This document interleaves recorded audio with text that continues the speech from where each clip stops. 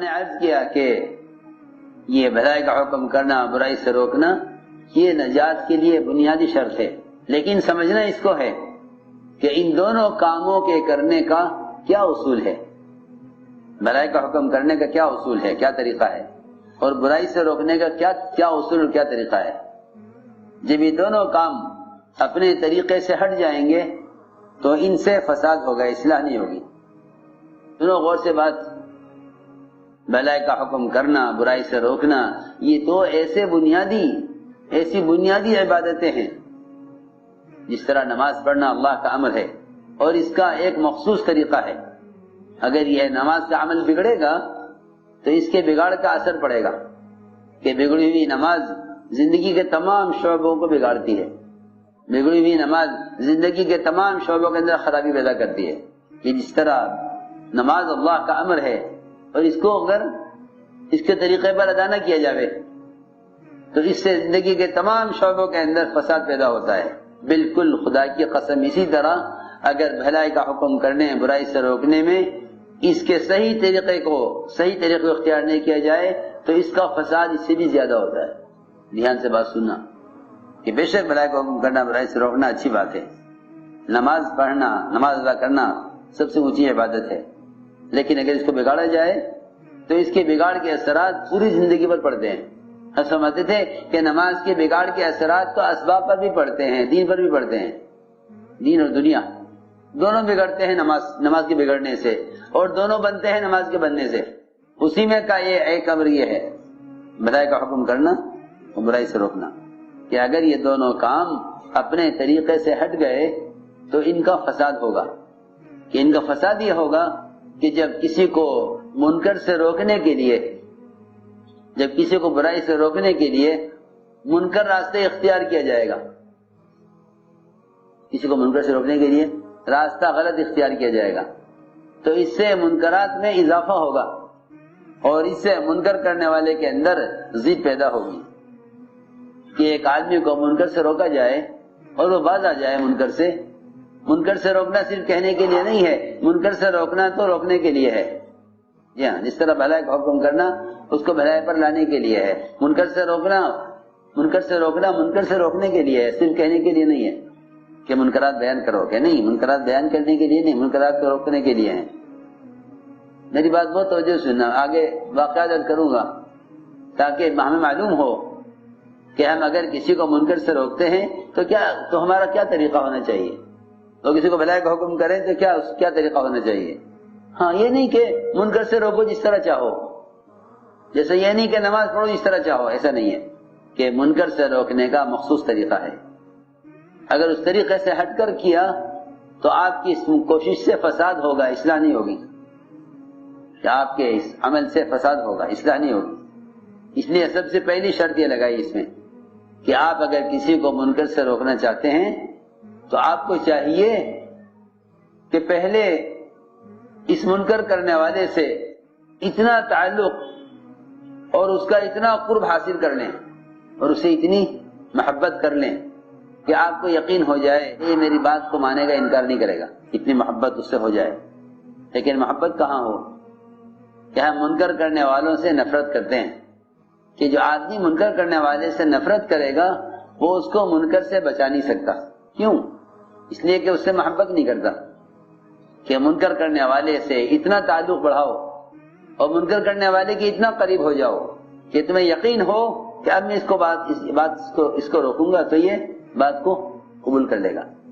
یہ ایک بات فرمائیے۔ اس لیے صحابہ کرام کی ایک صفت تھی، وہ صفت یہ تھی کہ وہ منکر سے نفرت کرتے تھے، منکر کرنے والے سے نفرت نہیں کرتے تھے۔ صحابہ کے بارے میں ہے نحن نکرہ المعاصی للعاصی، کہ ہمیں معصیت سے نفرت ہوتی تھی، معصیت کرنے والے سے نفرت نہیں ہے۔ نفرت کس سے؟ گناہ سے نفرت، گناہگار سے نہیں۔ ابو درداء رضی اللہ عنہ گزرے ایک جگہ سے، وہاں ایک آدمی کو لوگ گالیاں دے رہے تھے، برا کہہ رہے تھے۔ پوچھا ابو درداء رضی اللہ عنہ نے کیا بات ہے، آپ اسے برا کیوں کہہ رہے ہیں، لوگ کیوں جمع ہیں اور اس آدمی کو گالیاں کیوں دے رہے ہیں، کیا بات ہے؟ لوگوں نے کہا کہ ابو درداء آپ کو معلوم نہیں اس نے کیا گناہ کیا ہے، آپ کو معلوم نہیں اس نے کیا گناہ کیا ہے، اس نے گناہ کیا ہے اس کی وجہ سے ہم اس کو لعنت کر رہے ہیں، اس کو برا کہہ رہے ہیں۔ تو فرمایا، سوال کیا فوراً کہ یہ بتلاؤ، اگر تم نے اپنے اس ساتھی کو کسی گڑھے میں پڑا ہوا دیکھتے تو کیا اس کو نکالتے یا گڑھے میں سے نہ نکالتے؟ کہ ہاں نکالتے اس کو۔ کہ کوئی مشرک بھی اگر ہوتا کنویں میں گر گیا یا گڑھے میں گر گیا تو اسے بھی نکالتے، یہ تو مومن بھائی ہے ہمارا، کسی قبیلے کا ہو، کسی رنگ کا ہو، کسی خیال کا ہو۔ سگے بھائی بھی مختلف رنگ کے ہوتے ہیں،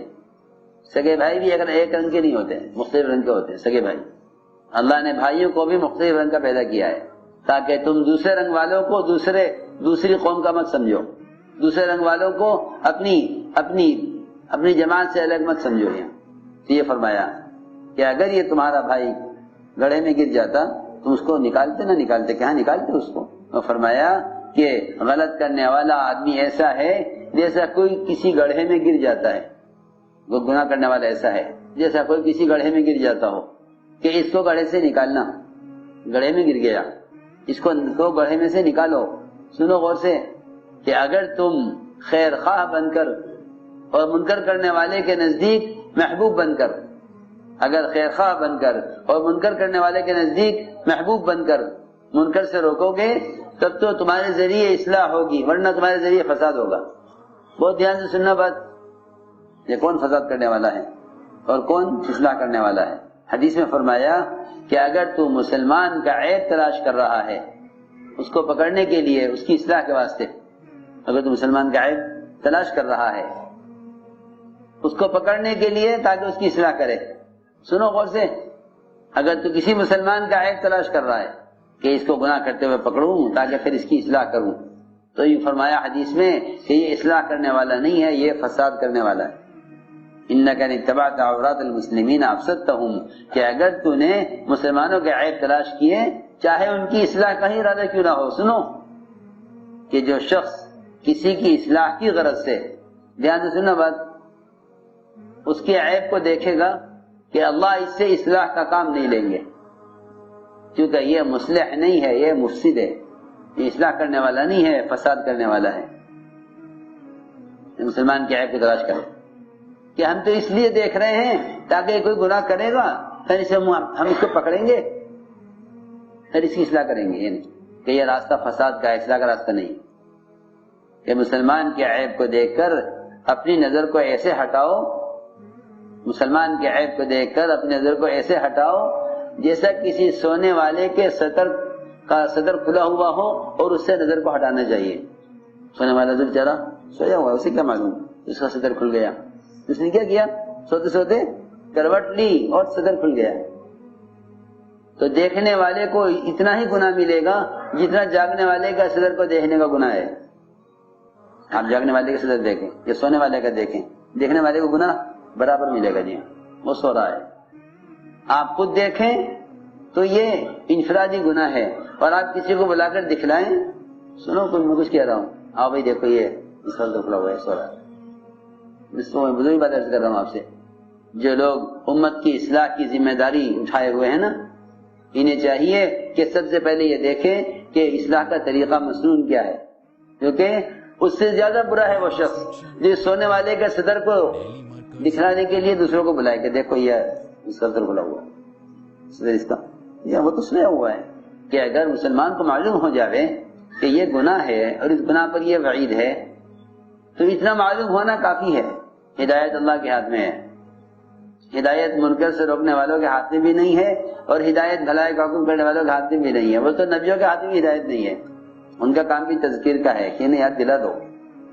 نہیں بات جو سننا بہت، انہیں یاد دلا دو کہ انہیں یاد دلاؤ کہ یہ غلط ہے، اور یاد دلانا بھی تعلق کے ساتھ، نفرت کے ساتھ نہیں۔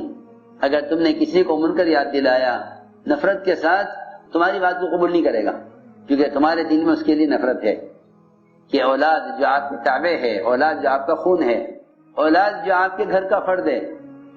آپ تعلق کے بغیر اولاد کو بھی برائی سے نہیں روک سکتے، تو جو آپ سے متعلق نہیں ہے، آپ کا خون نہیں ہے، آپ کی رشتہ دار، آپ کی اولاد نہیں ہے، آپ ان کو تعلق اور قرب کے بغیر کیسے روک سکتے ہیں؟ یہ بنیادی بات ہے کہ کسی کو منکر سے روکنے کے لیے پہلے اپنے دل کا حال دیکھو، کیونکہ منکر سے روکنے میں اس کا نفس داخل ہے یا نہیں؟ اگر نفس کی وجہ سے روک رہا ہے تو اس کے روکنے سے فساد ہوگا۔ نفس داخل ہے کہ نہیں؟ اگر اس میں نفس داخل ہے، اور جی ہاں، وہ نفسانیت یہ ہے کہ آدمی دوسرے کو منکر سے روکتا ہے اس کی کمزوری کو پکڑنے کے لیے کہ پہلے اپنے دل کا حال دیکھو،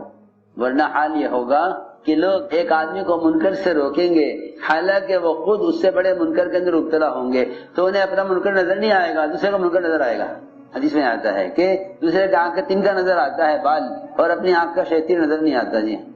اپنی آنکھ میں، جی اپنی آنکھ میں شیطیر، پوری بلی اپنی آنکھ میں ہے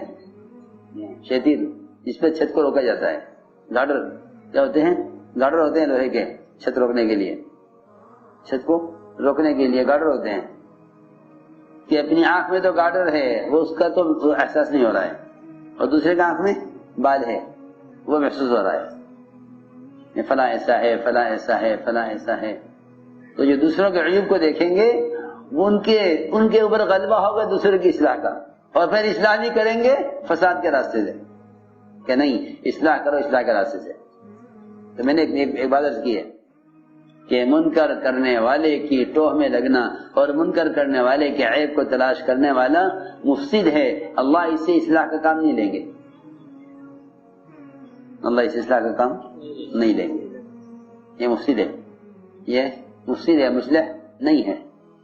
بے شک بھلائی کا حکم کرنا، برائی سے روکنا، یہ بڑی اونچی ذمہ داری ہے، اور اس کے بڑے فضائل ہیں۔ میں عرض کر چکا ہوں کہ جیسے نماز کے ساتھ جو قیود ہیں، جو شرطیں ہیں نماز کی، جو آداب ہیں نماز کے، کہ اس سے پورا دین قائم ہو جائے گا، بالکل اسی طرح یہ کام ہے۔ سنو غور سے، اگر کسی مسلمان کے عیب کو تلاش کرتا ہے تو ایسے یہ